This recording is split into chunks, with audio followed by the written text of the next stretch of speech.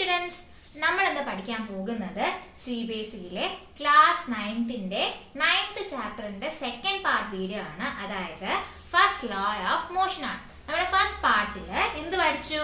ഫോഴ്സും types of ഫോഴ്സും അതിന്റെ എന്തായിരുന്നു ടൈപ്സ് ഓഫ് ഫോഴ്സ്, അൺബാലൻസ്ഡ് ഫോഴ്സും ബാലൻസ്ഡ് ഫോഴ്സിനെ പറ്റിയൊക്കെ പഠിച്ചു. നിങ്ങൾ ആ വീഡിയോ കണ്ടിട്ടില്ല എന്നുണ്ടെങ്കിൽ ആ വീഡിയോ കണ്ടിട്ട് വരിക. കാരണം എന്താണ്, കണ്ടിന്യൂഷൻ ആയതുകൊണ്ട് അത് കണ്ടാലേ എന്ത് ചെയ്യാൻ പറ്റും, ഇനി മുമ്പോട്ട് വരാൻ പോകുന്ന ടോപ്പിക്സ് ഒക്കെ മനസ്സിലാക്കാൻ പറ്റുള്ളൂ. അപ്പോൾ നമ്മൾ ഇനി പഠിക്കാൻ പോകുന്നത് ഫസ്റ്റ് ലോസ് ഓഫ് മോഷൻ ആണ്.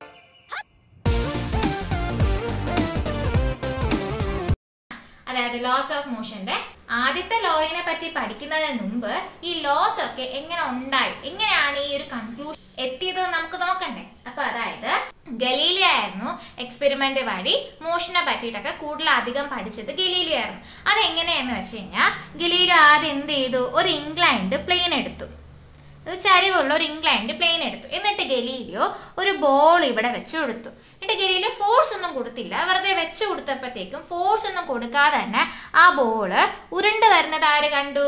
ഗലീലിയോ കണ്ടു. അപ്പോൾ അവിടുത്തെ മെയിൻ പോയിന്റ്സ് എന്താണ്?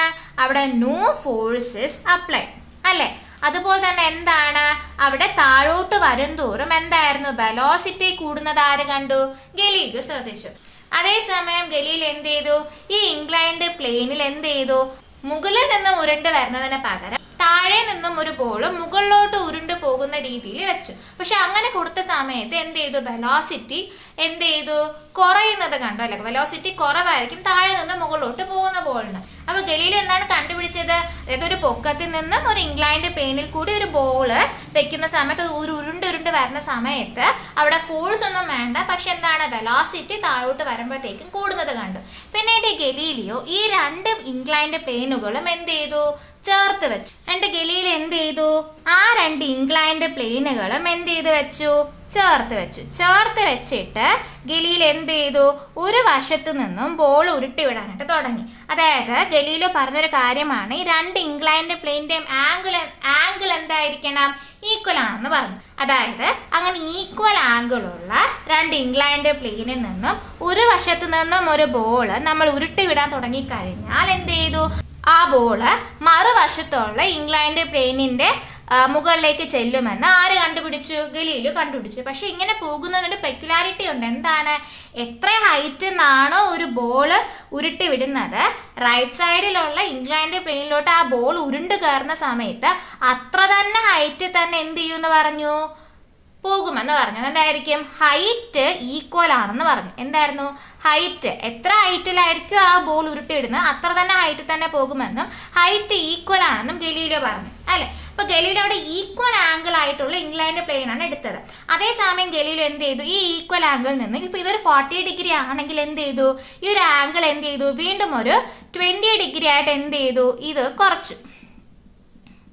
എന്നിട്ട് കുറച്ചിട്ട് ഗലീലിയോ അങ്ങനെ ഒരു ഇൻക്ലൈൻഡ് പ്ലെയിൻ ഉണ്ടാക്കി. ഓക്കെ, അപ്പൊ അങ്ങനെ ഒരു ഇൻക്ലൈൻഡ് പ്ലെയിനെ ഗലീലിയോ ഉണ്ടാക്കിയ സമയത്ത് ഗലീലിയോ എന്ത് ചെയ്തു, ഇതേപോലെ ഒരു 10 സെന്റിമീറ്റർ ഹൈറ്റ്, നേരത്തെ നമുക്ക് 10 സെന്റിമീറ്റർ ഹൈറ്റിൽ നിന്നും ഒരു ബോൾ ഉരുട്ടി വിട്ട സമയത്ത് ആ ബോൾ എന്ത് ചെയ്തു, ആംഗിൾ കുറഞ്ഞ് ഇൻക്ലൈൻഡ് പ്ലെയിനിൽ കൂടെ മുകളിൽ കൂടെ കയറി പോയിട്ട് അത്രയും ഹൈറ്റ്, അതായത് 10 സെന്റിമീറ്റർ ഹൈറ്റിൽ തന്നെ എന്ത് ചെയ്തു, എത്തുന്നത് കണ്ടു. അപ്പൊ എത്ര ഹൈറ്റിൽ നിന്നുമാണോ ലെഫ്റ്റ് സൈഡിലെ പ്ലെയിനിൽ നിന്നും ഉരുട്ടി വിട്ടത് അത്ര ഹൈറ്റിൽ തന്നെ റൈറ്റ് സൈഡിലുള്ള പ്ലെയിനിലും അത് കയറുന്നത് ഗലീലിയോ കണ്ടു. പക്ഷെ എന്താണ്, നേരത്തെ വെച്ച് കമ്പയർ ചെയ്യുമ്പോൾ എന്താണ് രണ്ടാമത്തിലെ ഡിഫറൻസ്, കുറച്ചധികം ദൂരമാണ് ട്രാവൽ ചെയ്യേണ്ടി വന്നത്. എന്തായിരുന്നു, കുറച്ചധികം ദൂരം, ഡിസ്റ്റൻസ് എന്താണ് കൂടുതലായിട്ട് അതിന് തോന്നി അല്ലേ.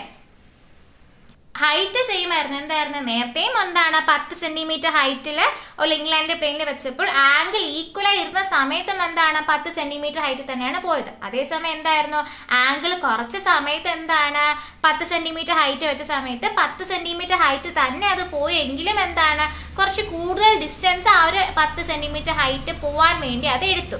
പിന്നെ എന്ത് ചെയ്തു, ഈ ഗലീലിയോ ആണെങ്കിൽ എന്ത് ചെയ്തു, ഈ ഹൈറ്റ് എല്ലാം മാറ്റിയിട്ട് എന്ത് ചെയ്തു, പ്ലെയിനിന് പകരം എന്ത് ചെയ്തു, അത് ഹൊറിസോണ്ടൽ ആയിട്ട് സ്ട്രേറ്റ് ലൈൻ മോഷന് വേണ്ടി പ്ലെയിനെ മാറ്റിക്കളഞ്ഞു. അപ്പൊ എന്താണ്, ആ ഒരു ബോള് 10 സെന്റിമീറ്റർ ഹൈറ്റിൽ നിന്ന് ഉരുട്ടി വിട്ട സമയത്ത് ഗലീലിയോ കണ്ടൊരു കാര്യമാണ്, ആ ബോള് ഉരുണ്ട് പൊയ്ക്കൊണ്ടേയിരുന്നു. എന്താണ്, ആ ബോൾ എന്ത് ചെയ്തു, ഉരുണ്ട് പൊയ്ക്കൊണ്ടേയിരുന്നു അൺടിൽ ഒരു അൺബാലൻസ്ഡ് ഫോഴ്സ് അതിനെ വന്ന് നിർത്തുന്നത് വരെ എന്ത് ചെയ്തു, ആ ബോൾ ഉരുണ്ട് പൊയ്ക്കൊണ്ടേ ഇരിക്കുമെന്ന് ആര് കണ്ടുപിടിച്ചു, ഗലീലിയോ കണ്ടുപിടിച്ചു അല്ലേ. അപ്പോൾ നിങ്ങൾക്ക് ഇപ്പോൾ തോന്നും നമ്മളായിട്ട് പോയിട്ട് ഒരു ഫോഴ്സ് അപ്ലൈ ചെയ്യുന്ന വരെ ആ ബോൾ ഉരുണ്ട് തന്നെ പൊയ്ക്കൊണ്ടിരിക്കുമോ, ഒരു കോൺസ്റ്റന്റ് മൂവ് അതിനെ കാണുമ്പോൾ നിങ്ങൾക്ക് ഇപ്പോൾ തോന്നും. അങ്ങനെയല്ല, നമ്മൾ കഴിഞ്ഞ ക്ലാസ്സിൽ പഠിച്ചു എന്തായിരുന്നു, ഫ്രിക്ഷൻ ഫോഴ്സ് ഉണ്ടാവും എന്ന് പറഞ്ഞു അല്ലേ. നമ്മുടെ ഗ്രൗണ്ടിൽ നിന്നും ഒരു ഒബ്ജക്റ്റ് സർഫസ് ഇരിക്കുന്ന സമയത്ത് അതിനൊരു ഫ്രിക്ഷൻ ഫോഴ്സ് ഉണ്ടാകുമെന്ന് നമ്മൾ പറഞ്ഞു.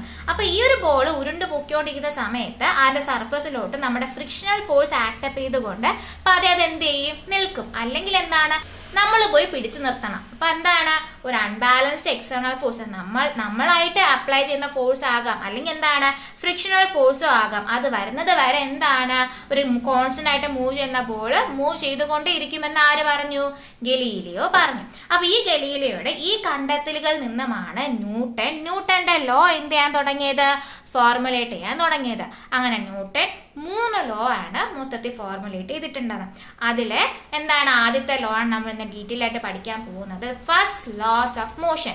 ന്യൂട്ടൻ തന്നെ കണ്ടുപിടിച്ചത് കൊണ്ട് നമ്മൾ എന്ത് പറയും, Newton's first law of motion അല്ലെ. അപ്പൊ എന്താണ് Newton's first law of motion എന്ന് പറയുന്നത്, an object remains in the state of rest or of uniform motion in a straight line unless compelled to change that state by an applied force. അതായത് എന്താണ്, ഒരു rest ഇരിക്കുന്ന object ഒരു force apply ചെയ്യുന്നത് വരെ എന്ത് ചെയ്യുന്നുണ്ടാകും, അതേ സിറ്റുവേഷൻ അതേ സ്റ്റേറ്റിൽ തന്നെ കണ്ടിന്യൂ ചെയ്യുമെന്നും, അതുപോലെ തന്നെ എന്താണ് ഒരു യൂണിഫോം മോഷൻ, അതായത് ഒരു മൂവ് ചെയ്തുകൊണ്ടിരിക്കുന്ന ഒരു ഒബ്ജക്റ്റ് ഒരു അൺബാലൻസ്ഡ് ഫോഴ്സ് അതിൽ അപ്ലൈ ചെയ്യുന്നത് വരെ അത് അതുപോലെ തന്നെ മൂവ് ചെയ്തുകൊണ്ടിരിക്കുമെന്നും continues to be in that state of motion എന്നാണ് ആര് പറഞ്ഞത്, നമ്മുടെ ന്യൂട്ടന്റെ ആദ്യത്തെ ലോ എന്ന് പറയുന്നത്. അതായത് ഫോർ എക്സാമ്പിൾ ഈ മാർക്കർ പെൻ തന്നെ എടുത്തോളൂ.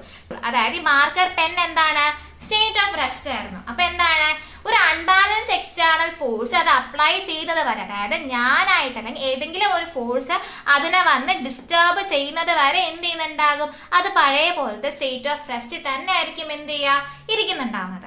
അതേസമയം ഇപ്പൊ ഫോർ എക്സാമ്പിൾ ഉരുണ്ടുകൊണ്ടിരിക്കുന്ന ഒരു ബോൾ നിങ്ങൾ എടുക്കുക. So ball which is in A motion. അപ്പൊ ആ ഉരുണ്ടുകൊണ്ടിരിക്കുന്ന ഒരു ബോൾ നിങ്ങൾ എടുക്കുന്ന സമയത്ത് എന്തായിരിക്കും, ആ ബോള് ഉരുണ്ടുകൊണ്ടേയിരിക്കും അല്ലെ, ഉരുണ്ടുകൊണ്ടേയിരിക്കും അൺലെസ് ഒരു അൺബാലൻസ് എക്സ്റ്റേണൽ ഫോഴ്സ് അതിനെ വന്ന് നിർത്തുന്ന വരെയോ അല്ലെങ്കിൽ നമ്മുടെ ഫ്രിക്ഷണൽ ഫോഴ്സ് അതിനെ ആക്ടപ്പ് ചെയ്യുന്നത് വരെ അത് എന്ത് ചെയ്യുന്നുണ്ടാവും, മോഷന് തന്നെ ആയിരിക്കും എന്നാണ് ആര് പറയുന്നത്, ന്യൂട്ടന്റെ ഫസ്റ്റ് ലോയിൽ പറയുന്നത്. ഓക്കെ, ഇപ്പോൾ നമ്മൾ പറഞ്ഞു എന്താണ്, റെസ്റ്റിൽ നമ്മൾ ഒരു ഒബ്ജക്റ്റ് എടുത്തു എന്ന് പറഞ്ഞു. അപ്പൊ ഈ ഒരു ഒബ്ജക്റ്റ് അതിന്റെ സ്റ്റേറ്റ് ഓഫ് റെസ്റ്റിൽ നിന്നും മാറാനായിട്ട് ഒരു മടിയാണ് അല്ലെ. മടി എന്ന് പറയുമ്പോൾ എന്താണ്, ഒരു റെസിസ്റ്റന്റ് കാണും. നമ്മളൊരു ഫോഴ്സ് അപ്ലൈ ചെയ്യുന്നവരെ അത് അങ്ങനെ തന്നെ ഇരിപ്പുണ്ടാകും, അവന് റെസിസ്റ്റന്റ് കാണും.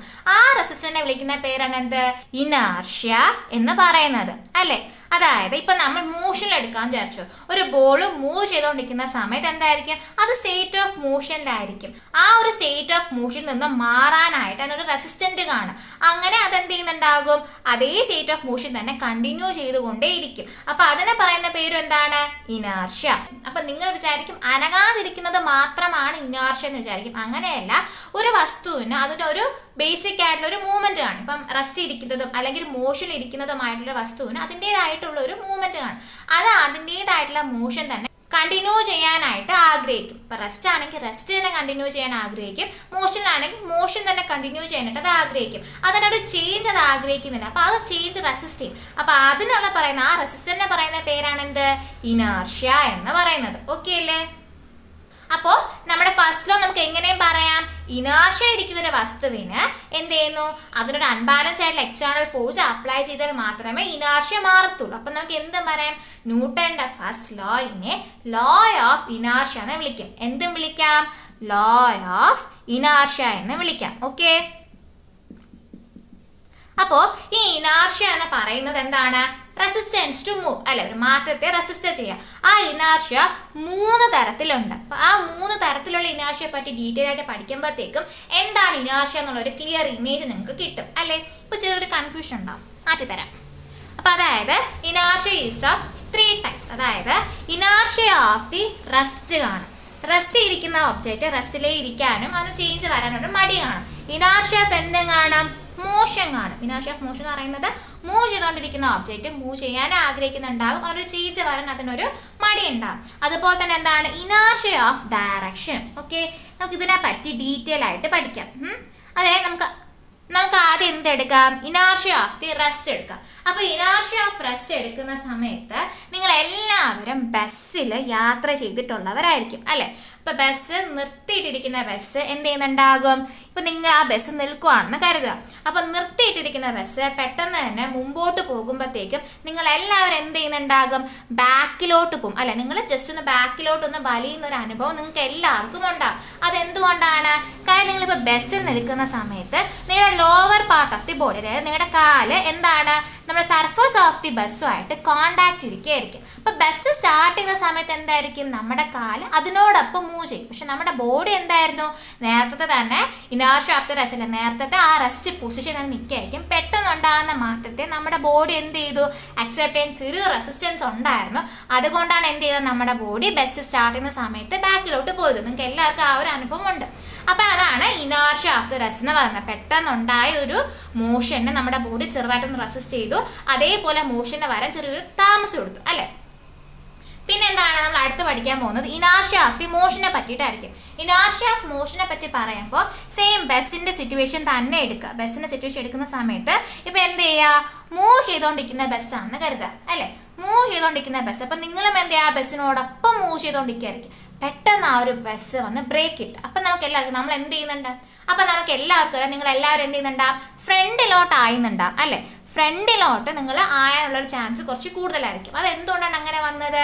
സെയിം സംഭവം തന്നെയാണ്. എന്താണ്? നമ്മുടെ lower part of the body, നമ്മുടെ കാലെന്ന് പറയുന്നത് സർഫസ് ഓഫ് ദി ബസ്സുമായിട്ട് എന്ത് ചെയ്യുന്നുണ്ടാകും? ഒരു കോണ്ടാക്ട് ഉണ്ടാകും. അതേസമയം upper part of the body നമ്മൾ അതേ മോഷനെ തന്നെയായിരിക്കും ഇരിപ്പുണ്ടാകുന്നത്. അപ്പം പെട്ടെന്ന് നമ്മുടെ ബസ് നിൽക്കുന്ന സമയത്ത് നമ്മുടെ കാല് എന്താവുന്നുണ്ടാവും? അങ്ങ് നിൽക്കും. പക്ഷെ നമ്മുടെ ബോഡി എന്താണ്? നേരത്തെ നമ്മുടെ ആ മൂവ്മെന്റ് തന്നെ കണ്ടിന്യൂ ചെയ്തുകൊണ്ടിരിക്കുന്നുണ്ടാവും. അതുകൊണ്ടാണ് പെട്ടെന്ന് എന്ത് ചെയ്തത്?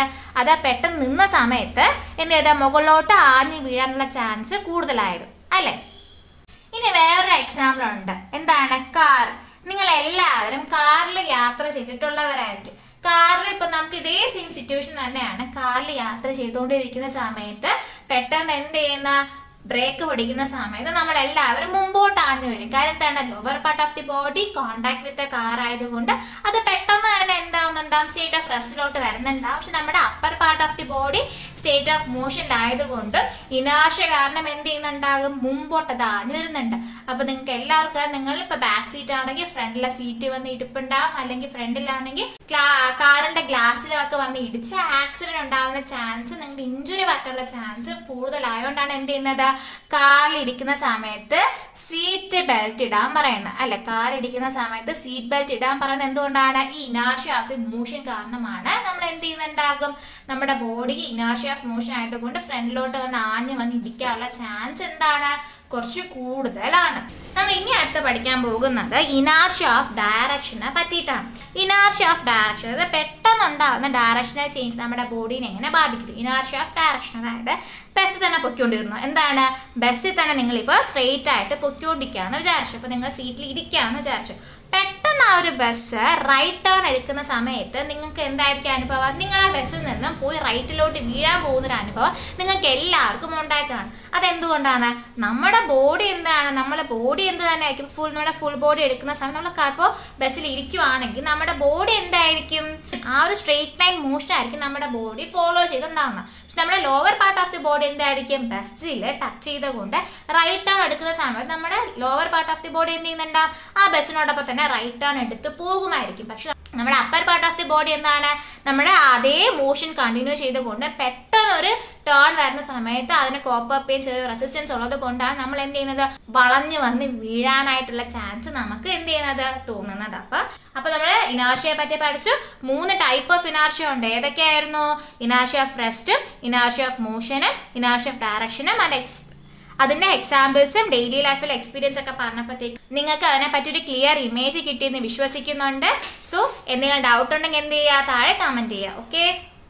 അപ്പോൾ ഡെയിലി ലൈഫിൽ ബെസ്റ്റ് എക്സാമ്പിൾ ഓഫ് ഇനർഷ്യ അല്ലെങ്കിൽ ഇനർഷ്യ നമ്മുടെ ഡെയിലി ലൈഫിലുള്ള ബെസ്റ്റ് എക്സാമ്പിൾ ആണ്. നിങ്ങൾ എപ്പോഴും ശ്രദ്ധിച്ചിട്ടുണ്ട്, കപ്പ് ആൻഡ് സോസർ എടുക്കുന്ന സമയത്ത് സോസറിന്റെ അകത്ത് ചെറിയൊരു ഗ്രൂവ് കണ്ടിട്ടുണ്ടോ? എന്തുകൊണ്ടാണ്? നമ്മുടെ കപ്പ് അവിടെ വെക്കുന്ന സമയത്ത് ചെറിയ എന്തെങ്കിലും ഒരു മൂവ്മെന്റ് സംഭവിക്കുന്ന സമയത്ത് ആ ഒരു കപ്പ് സോസറിൽ നിന്നും പോകാതിരിക്കാനും അത് അതിൽ ഫിക്സ് ചെയ്തിരിക്കാനുമാണ് എന്ത് ചെയ്യുന്നത്? നമ്മൾ കപ്പ് ആൻഡ് സോസറിന്റെ അകത്തൊരു ഗ്രൂവ് ആണ് വെച്ചിരിക്കുന്നത്. എന്താണ് ഇനാർഷ്യ? നമ്മുടെ ഇനാർഷ്യയുടെ ഡെയിലി ലൈഫിന്റെ ബെസ്റ്റ് എക്സാമ്പിൾ ആണ് കപ്പ് ആൻഡ് സോസർ എന്ന് പറയുന്നത്. നമ്മളിപ്പോൾ ഇനാർഷ്യയെ പറ്റി ഡീറ്റെയിൽ ആയിട്ട് പഠിച്ചു, ടൈപ്സ് ഓഫ് ഇനാർഷ്യ ഒക്കെ പഠിച്ചു, ഡെയിലി ലൈഫ് എക്സാമ്പിൾസ് ഒക്കെ പഠിച്ചു. ഇനി ഒരു കാര്യം ചോദിച്ചോട്ടെ, എല്ലാ ബോഡിക്കും ഒരേപോലത്തെ ഇനാർഷ്യ ആയിരിക്കും ഉണ്ടാകുക. അതായത് ഒരു മാറ്റം, ഒരു ചേഞ്ച് സംഭവിക്കുന്ന സമയത്ത് എല്ലാ ബോഡിയും ഒരുപോലെ ആയിരിക്കും റെസിസ്റ്റ് ചെയ്യുന്നുണ്ടാവുന്നത്.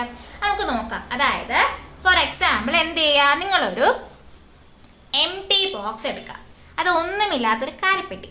ഒരു എംപ്റ്റി ബോക്സ് എടുത്തിട്ട് എന്ത് ചെയ്യുക, ഈ ബോക്സിനെ നിങ്ങളൊന്ന് പുഷ് ചെയ്ത് നോക്കുക. അപ്പോൾ നമുക്ക് മനസ്സിലാവും നമുക്ക് ഈസി ആയിട്ട് എന്ത് ചെയ്യാൻ പറ്റുന്നുണ്ടാവും, ആ ബോക്സിനെ പുഷ് ചെയ്യാൻ പറ്റുന്നുണ്ടാവും.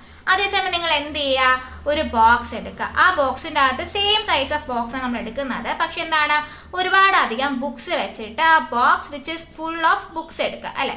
ഒരുപാടധികം ബുക്സ് വെച്ചിട്ടുള്ള എന്തെടുക്കുക, ബോക്സ് എടുക്കുക. അപ്പോൾ ആ ബോക്സ് നിങ്ങൾ ചെറുതായിട്ടൊന്ന് പുഷ് ചെയ്ത് നോക്കുക. അപ്പോൾ നിങ്ങൾക്ക് എന്തെങ്കിലും ഡിഫറൻസ് ഫീൽ ചെയ്യുന്നുണ്ടോ? ഉണ്ട്. എന്താണ്, ഒരു ചെറിയൊരു എഫേർട്ട്, കുറച്ച് കൂടുതൽ എഫേർട്ട് എടുക്കണം, അല്ലെ? നേരത്തെ ഒരു എംപ്റ്റി ആയിട്ടിരുന്ന ബോക്സ് പുഷ് ചെയ്യുന്ന പോലെ അല്ലായിരുന്നു. എന്താണ്, കുറച്ച് കൂടുതൽ എഫേർട്ട് എടുക്കേണ്ടി വന്നു, അല്ലെ? ആ ഒരു ബോക്സ് നമ്മൾ പഴയതുപോലെ കുറച്ച് അധികം പുഷ് ചെയ്താൽ മാത്രമേ എന്ത് ചെയ്യുന്നുണ്ടായിരുന്നുള്ളൂ, അത് നീങ്ങുന്നുണ്ടായിരുന്നുള്ളൂ. അപ്പൊ നിങ്ങൾ എന്ത് ചെയ്യുക, ഒരു ഫുട്ബോൾ എടുക്കുക. അപ്പോൾ ഫുട്ബോൾ എടുക്കുന്ന സമയത്ത് ഈ ഫുട്ബോൾ എന്ത് ചെയ്യുക, നിങ്ങൾ കിക്ക് ചെയ്യാനായിട്ട് നോക്കുക. നമുക്ക് എല്ലാവർക്കും അറിയാം ഈസി ആയിട്ട് ഫുട്ബോൾ കിക്ക് ചെയ്യാനായിട്ട് പറ്റുന്നുണ്ടാവും. അതേസമയം ഫുട്ബോളിൻ്റെ അതേ സൈസിലുള്ള ഒരു സ്റ്റോൺ എടുക്കുക. ഫുട്ബോളിൻ്റെ അതേ സൈസിലുള്ള ഒരു സ്റ്റോൺ എടുക്കുക. അപ്പോൾ ആ ഫുട്ബോളിന് അതേ കിക്ക് ചെയ്യുന്ന അതേപോലെ നമുക്ക് സ്റ്റോണും കിക്ക് ചെയ്യാൻ പറ്റുമോ? ഇല്ല, കുറച്ചൊരു ഡിഫിക്കൽട്ടി ഉണ്ടാവും, അല്ലേ? നമുക്ക് വേറൊരു എക്സാമ്പിൾ നോക്കാം. ഫോർ എക്സാമ്പിൾ നിങ്ങൾ എന്ത് ചെയ്യുക, ഒരു സ്മോൾ കാർട്ട് എടുക്കുക, അല്ലെ? ഒരു കുഞ്ഞ് ഒരു കാളവണ്ടിയോ എന്താ എടുക്കുക. ഒരു കാളവണ്ടിയോ തള്ളി നോക്കുക. അതേസമയം കാർട്ടിന് പകരം അതേ എഫേർട്ട് എടുത്ത് ഒരു ട്രെയിൻ നമ്മൾ തള്ളാനായിട്ട് ശ്രമിച്ചു നോക്കുക. നമുക്കറിയാൻ പറ്റും കാളവണ്ടി തള്ളുന്ന പോലെ എളുപ്പമല്ല ട്രെയിൻ എന്നും, ട്രെയിൻ അതേപോലെ തള്ളാൻ വേണ്ടി പോയി കഴിഞ്ഞാൽ അതിൻ്റെ അകത്ത് ഒരു മാറ്റവും സംഭവിക്കില്ല എന്നും, നെഗ്ലിജിബിൾ ആയിട്ടുള്ള ചേഞ്ച് ആയിരിക്കും നമുക്ക് എല്ലാവർക്കും അറിയാം. അപ്പോൾ ഈ ഒരു എക്സാമ്പിൾസ് ഒക്കെ നോക്കുമ്പോൾ നിങ്ങൾക്ക് എന്ത് മനസ്സിലായി? അതായത് വെയിറ്റ് കുറവുള്ള വസ്തുക്കളെ, അല്ലെ വെയിറ്റ് കുറവുള്ള ഒബ്ജക്റ്റുകളെ നമ്മൾ പുഷ് ചെയ്ത സമയത്ത് അത് ഈസി ആയിട്ട് പുഷ് ചെയ്യുന്ന, അത് ഈസി ആയിട്ട് അത് മൂവ് ചെയ്യുന്ന പോലെ നമുക്ക് തോന്നി. വെയിറ്റ് കൂടുന്തോറും എന്താണ്, നമുക്കത് ഫോഴ്സ് അപ്ലൈ ചെയ്യുന്ന സമയത്ത് അതിനെ മൂവ് ചെയ്യാനുള്ള ഒരു റെസിസ്റ്റൻസ്, അതായത് ഒരു ഇനേർഷ്യ കുറച്ച് കൂടുതലാണെന്ന് നമുക്ക് എന്ത് ചെയ്ത് തോന്നി. അപ്പം നമുക്ക് എന്ത് മനസ്സിലായി, ഇനേർഷ്യയും മാസും തമ്മിൽ എന്തോ ഒരു ബന്ധമുണ്ടെന്ന്. അപ്പൊ അതെന്തായിരുന്നു, അതായത് മാസ് കൂടുന്തോറും, അല്ലെ? മാസ് കൂടുന്തോറും എന്ത് സംഭവിച്ചു, ഇനേർഷ്യയും കൂടി, അല്ലെ? മാസ് കൂടുന്തോറും എന്ത് സംഭവിച്ചു, ഇനേർഷ്യയും കൂടി. അതായത് മാസ് കുറവുള്ള വസ്തുക്കളിൽ നമുക്ക് ഒന്ന് മൂവ് ചെയ്യിക്കാനായിട്ട് അധികം എഫേർട്ട് എടുക്കേണ്ടി വന്നില്ല. പക്ഷെ എന്താണ്, മാസ് കൂടുതലുള്ള വസ്തുക്കൾ എടുത്ത സമയത്ത് നമുക്ക് കുറച്ച് അധികം എഫേർട്ട് എടുക്കേണ്ടി വന്നെന്നും അവരെന്ത് ചെയ്തു, ആ ഒരു ചേഞ്ചിനെ റെസിസ്റ്റ് ചെയ്യുന്നതായിട്ടും കണ്ട് അവർക്ക് ഇനേർഷ്യ എന്താണ് കൂടുതലാകുന്നത് നമ്മൾ ശ്രദ്ധിച്ചു, അല്ലെ? അപ്പൊ നമുക്ക് മനസ്സിലായി എന്താണ്, ഹെവിയർ ആകുന്ന സമയത്ത്, വെയിറ്റ് കൂടുന്ന സമയത്ത് ഇനേർഷ്യയും കൂടുതലാകുമെന്നും ലാർജർ ആയിട്ടുള്ള ഇനേർഷ്യ ആയിരിക്കുമെന്നും നമുക്ക് മനസ്സിലായി. അപ്പൊ എന്താണ്, mass will be directly proportional to inertia എന്ന് മനസ്സിലായി. മാസ് കൂടുന്തോറും ഇനേർഷ്യയും കൂടുമെന്ന് നമുക്ക് എന്ത് ചെയ്തു, ഈ ഒരു എക്സാമ്പിൾസ് നിന്ന് നമുക്ക് മനസ്സിലാക്കാൻ സാധിച്ചു, അല്ലെ? അപ്പൊ എന്താണ് ഇനേർഷ്യ എന്ന് പറയുന്നത്? What is the correct definition for the inertia? Inertia എന്ന് പറയുന്നത് വേറെ ഒന്നുമല്ല, natural tendency of an object to resist the change in the state of motion or a rest. The mass of an object is a measure of its inertia. അപ്പോൾ എന്താണ്, inertia വേറൊന്നുമല്ല, ഒരു rest ഇരിക്കുന്നതോ അല്ലെങ്കിൽ ഒരു സ്റ്റേറ്റ് ഓഫ് മോഷൻ ഇരിക്കുന്നതുമായിട്ടുള്ള ഒരു ഒബ്ജക്റ്റിനെ പെട്ടെന്നുണ്ടാകുന്ന ഒരു change എന്ത് ചെയ്യുന്നുണ്ടാകും, അത് റെസിസ്റ്റ് ചെയ്യുന്നുണ്ടാകും. അതിൻ്റെ നാച്ചുറൽ ടെൻഡൻസി ആയിരിക്കും. ഒബ്വിയസ് ആണ്, നാച്ചുറൽ നടക്കുന്ന സംഭവം natural tendency of the resistance ആയിരിക്കും. അതിനെ വിളിക്കുന്ന പേരാണ് എന്ത്, ഇനേർഷ്യ എന്ന് പറയുന്നത്. ഇനേർഷ്യ എന്താണ്, ഒരു ഒബ്ജക്റ്റിന്റെ മാസിനെ ഡിപ്പെൻഡ് ചെയ്തിരിക്കുന്നു, അല്ലെ? മാസ് കൂടുതലാണെങ്കിൽ എന്തായിരിക്കും, ഇനേർഷ്യയും കൂടുതലായിരിക്കും. ഓക്കെ, എങ്കിൽ ഞാൻ ഒരു ക്വസ്റ്റ്യൻ ചോദിച്ചോട്ടെ. ഒരു റബ്ബർ ബോളും അതുപോലെ തന്നെ ഒരു സ്റ്റോൺ ബോളും എടുത്തും ചേർച്ചു. റബ്ബർ ബോളും സ്റ്റോൺ ബോളും. അപ്പോൾ ആർക്കായിരിക്കും ഏറ്റവും കൂടുതൽ ഇനേർഷ്യ ഉണ്ടാകുക? അപ്പോൾ നിങ്ങളുടെ ഉത്തരം എന്ത് ചെയ്യുക, കമന്റ് ചെയ്യുക. ആർക്കൊക്കെ ശരിയായിട്ടുള്ള ഉത്തരം കിട്ടിയിട്ടുണ്ടോ നോക്കട്ടെ, ആർക്കൊക്കെ കൺസെപ്റ്റ് നല്ലപോലെ മനസ്സിലായെന്നും കൂടെ നോക്കട്ടെ. ഓക്കെ, അപ്പോൾ നമ്മൾ എന്തൊക്കെയാണ് പഠിച്ചത്? നമ്മൾ ഇന്ന് ന്യൂട്ടന്റെ ഫസ്റ്റ് ലോ ഓഫ് മോഷനെ പറ്റിയിട്ടാണ് പഠിച്ചത്. അത് എങ്ങനെ വന്നു, ഗലീലിയോയുടെ ഒബ്സർവേഷൻ നിന്നാണ് വന്നത്. പിന്നെ എന്തായിരുന്നു ന്യൂട്ടൺസ് ഫസ്റ്റ് ലോ എന്ന് പറയുന്നത്? An object remains in the state of rest or of uniform motion in a straight line unless compelled to change that state by an applied force. പിന്നെ നമ്മൾ പഠിച്ചു എന്താണ്, ഇനാർഷ്യയെ പറ്റി പഠിച്ചു. എന്തായിരുന്നു ഇനാർഷ്യ എന്ന് പറയുന്നത്? The natural tendency of an object to resist a change in its state of motion or of rest and the mass of an object is a measure of its inertia. എന്നാൽ എന്ത് ചെയ്തു? 3 type of inertia പഠിച്ചു. എന്തൊക്കെയായിരുന്നു? Inertia of rest, inertia of motion, inertia of ഡയറക്ഷനെ പറ്റി നമ്മൾ എന്ത് ചെയ്തു? പഠിച്ചു അല്ലെ. പിന്നെ നമ്മൾ റിലേഷൻഷിപ്പ് ഓഫ് ദി ഇനാർഷ്യയും മാസും പഠിച്ചു. എന്തായിരുന്നു? Inertia is directly proportional to the mass എന്നും പഠിച്ചു അല്ലെ.